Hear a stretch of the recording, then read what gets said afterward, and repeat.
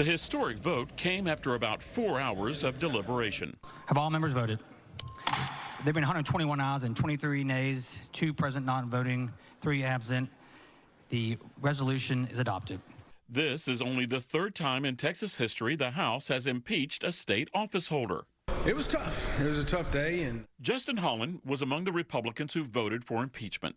I just thought what I did today was the right thing to do after reviewing the 20 articles of impeachment and the abuses of power and obstruction of justice and in some cases violation of laws. I just felt like over party it's the right thing to do. I think there are holes here. Houston Democrat Harold Dutton was concerned that Paxton did not get to challenge the report presented to the House General Investigating Committee before members voted to recommend impeachment on Thursday. Well, I didn't think that there was really enough in the way of evidence persuading me that we needed to do this. The other thing I thought is this. All night I thought about it. I thought about, well, wait a minute. Why should we help them get rid of Paxton? We ought to leave him there so that he drags down the whole ticket at the next election, and we have a possibility to make some changes at the top. Before the vote, those in opposition claimed they were not defending the Attorney General but did not support the process. I feel like it's rushed. I perceive that it could be political weaponization.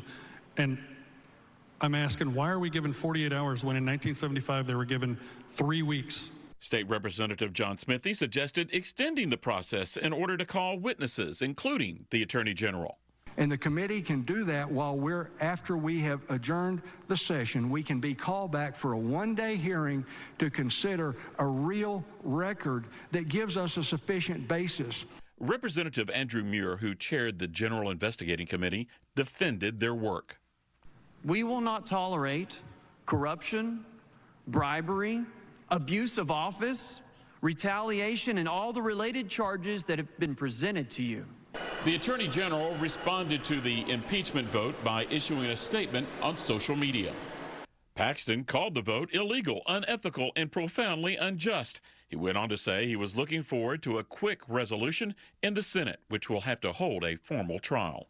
Yeah, that's been his MO, so I'm not surprised he's continuing to do that. I wish he would tell us his side of the story instead of just denying everything. If he has facts, I wish he would present those facts. But just playing the victim and attacking the investigators in the House, I don't think is a good strategy.